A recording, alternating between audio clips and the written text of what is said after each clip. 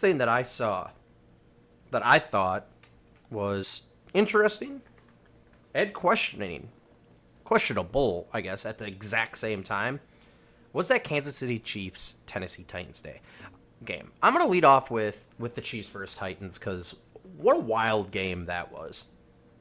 Patty Mahomes is back. And Patty Mahomes is back. 446 yards, 3 touchdowns. They didn't give him much rest. Dude threw the ball 50 times. Patty Mahomes was not good. Patty Mahomes was not great. Patty Mahomes was exceptional in his return. He had multiple injuries, kind of got healthy on both fronts, so you kind of saw that coming, and he's the reigning NFL MVP for a reason. However, the Kansas City Chiefs should have told their defense that just because Patty Mahomes is back doesn't mean that they don't have to play. Just because Patty Mahomes is back doesn't mean the defense gets to take a week off. And my, oh my, did they take the week off.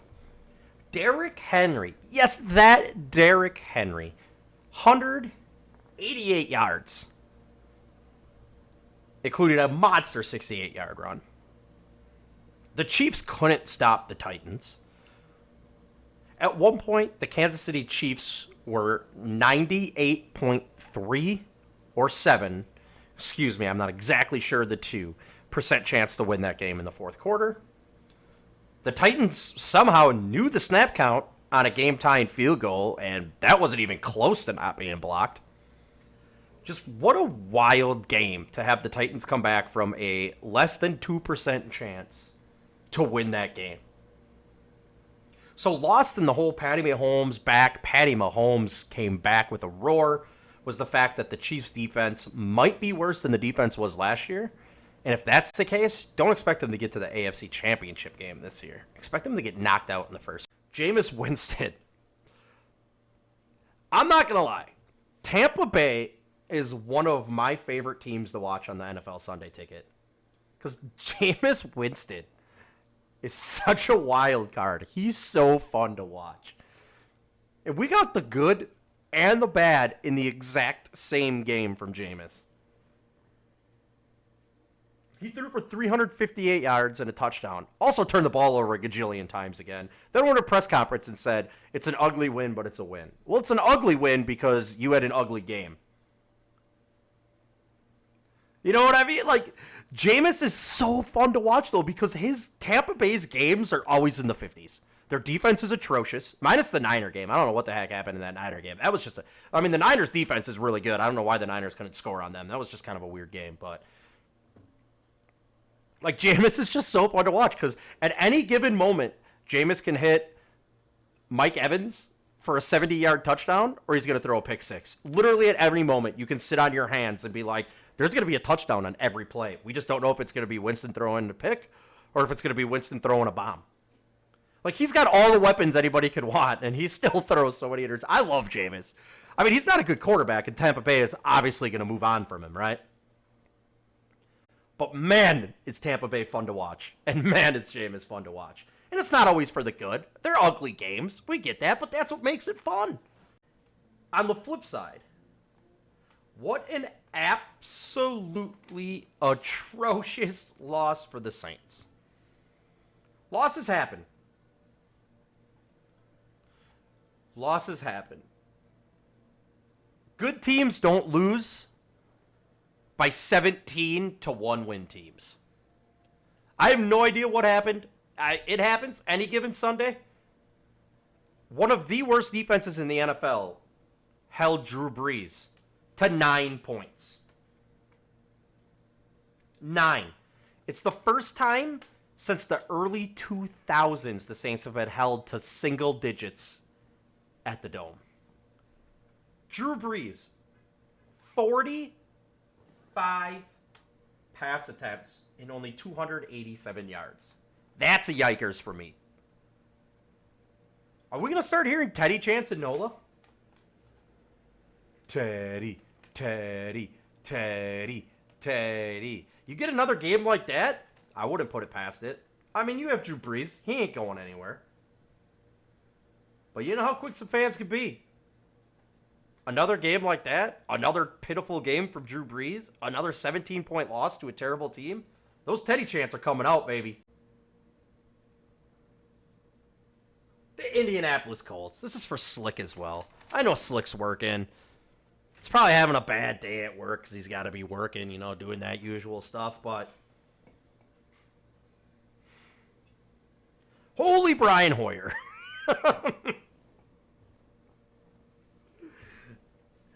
The Indianapolis Colts were double-digit favorites in Vegas with Brian Hoyer as their quarterback.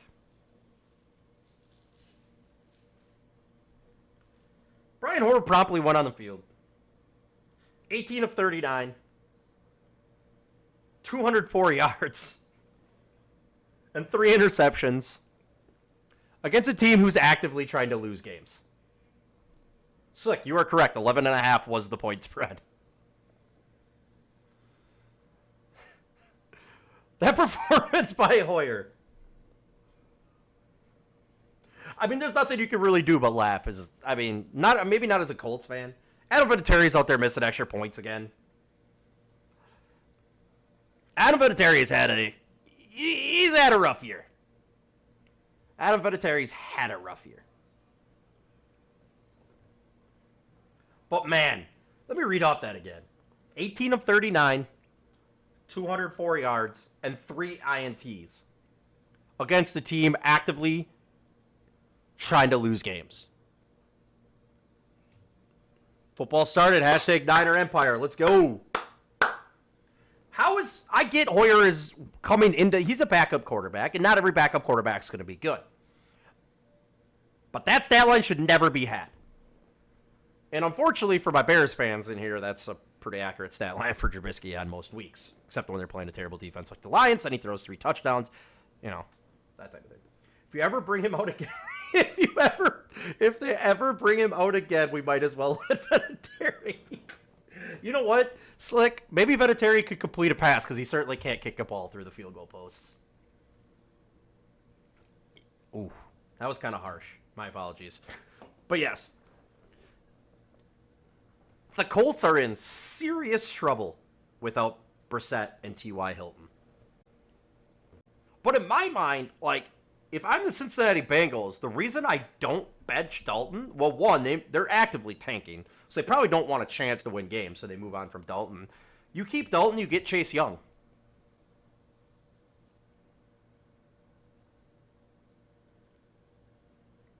You move on, you keep Andy Dalton, you draft Chase Young. Just like that, maybe you re-sign A.J. Green then. Like, I think Chase Young could have the type of impact that Nick Bosa is having for the 49ers. And when you get a guy that consistently gets to the quarterback, it changes your whole defense. You don't even have to have a great secondary at that point. The Niners secondary, outside of Richard Sherman, who's having arguably his best year in his entire career this year, outside of him, Tarrant is good. Witherspoon is good. But they don't have a great secondary. But they've got Buckner, they've got Ford, and they've got Bosa. Like, if I was the Bengals, I could see, like, that. But like you're saying, though, Shane, it is a heavy QB draft. I think they could get into that 7-8 and end up with a QB there. But why would the Bears do? If I was the Bears, I think I would wait for Bridgewater. But the problem is they're kind of in win-now mode. But there are teams out there that Bridgewater's going to be, like, I think the Titans are a perfect fit for Bridgewater. The Jets and Giants are, I mean, they're not going to need one. The Cardinals, the Buccaneers, Andy Dalton, Jameis Winston, Derek Carr. Fan of the teams, but they all need QB. I mean, Cincinnati basically, with Cincinnati benching Dalton, they basically came out and told you they're not. There's a 0% chance they're not going to move on from him. Carolina seems to move on from Cam Newton. So, I mean, you've got Bridgewater, you've got Cam Newton. Andy Dalton's not terrible. I'm not, like, Andy Dalton, that Cincinnati defense was bad for a while. A.J. Green can't stay healthy. Like, Tyler Eifert can't stay healthy. What is Bridgewater under contract for? One more year, right? It's not this year, but it's next year. I mean, did the Saints kind of say goodbye to Breeze? I think Bridgewater's under contract one more year, right? Oh no, it is only a 1 year. It literally is a 1 year. Okay. So if you're getting bad, Dalton is bad. Dalton is bad. But imagine if he had Eifert and AJ. But what I'm thinking about is building the team. Dalton isn't great, but what they've done is they've forced Andy Dalton to throw the ball a gajillion times. So this year, 2019, is Bridgewater's year. I mean, why don't the Bears go after Bridgewater? Why don't the Titans go after Bridgewater? Buccaneers go after Bridgewater is he's gonna get paid. As I think it was 2 Mondays ago. It was 2 Mondays ago. One of my bold predictions was Teddy Bridgewater just made himself $90 million. I think Teddy Bridgewater is going to get a 3-year, $90 million fully guaranteed contract somewhere. Someone's going to give him $30 million guaranteed for 3 years. Guaranteed. It's going to happen, man. Dalton is bad. I'm just trying to think of a way to build your team, though. Because Bridgewater won with Minnesota. People seem to forget that. Before Teddy Bridgewater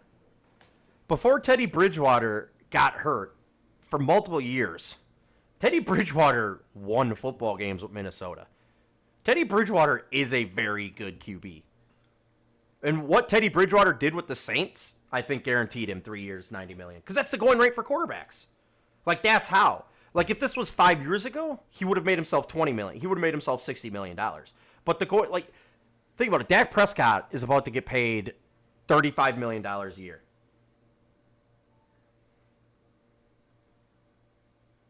Jimmy Garoppolo is a $28 million a year quarterback. Cam Newton's going to get paid by somebody, unfortunately. Kirk Cousins is a $30 million. If you think Teddy Bridgewater is going to get the same quarterback same money, that's because Harry Jones is an idiot. Very good point, United. Very good point. Also, it's nice to have you in chat. I think you're a new face here as well. Bengals passed on so many QBs. Yeah, I mean, the Bengals have run themselves into the ground. They were loyal to Marvin Lewis, and that was a downfall. And Marvin Lewis left their team in shambles. As a Bears fan, I'd want Newton over Teddy. See, I'm not a Newton guy. I think Newton and Teddy are on the same. Newton just can't stay healthy. I mean, I guess Teddy was hurt for multiple years as well. Is Dalton more of a flop than Andrew Luck? Of course, dude. Andrew Luck isn't a flop. Andrew Luck was an amazing quarterback in this NFL for, 7 years? Look at the Philadelphia 76ers. The Philadelphia 76ers fan base went through, 4 years of watching a 15-win team? And now they're about to go through a decade of watching a number 1, a number 2, or a number 3 seed and a NBA title contending team for a decade. Ask yourself right now, whoever your favorite baseball team is, whoever your favorite football team is, it's a lot more difficult in football because there's so many players, but you get that quarterback, you know what I mean? You hit on that quarterback and you're good, but think about your favorite NBA team, your favorite MLB team.